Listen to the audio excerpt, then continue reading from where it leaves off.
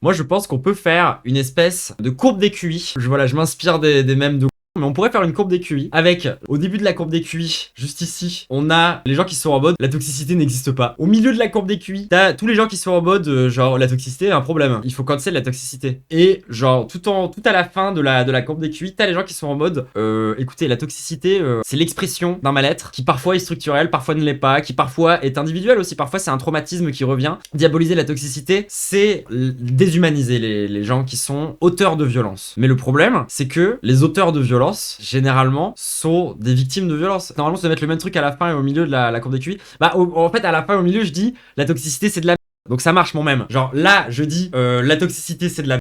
Au milieu, il y a la toxicité, un PB. Et à la fin, il y a la toxicité, c'est un peu de la merde. C'est quand même un mauvais prisme. Donc au final, si je dis la même chose au début à la fin, donc mon même marche. Pas clair?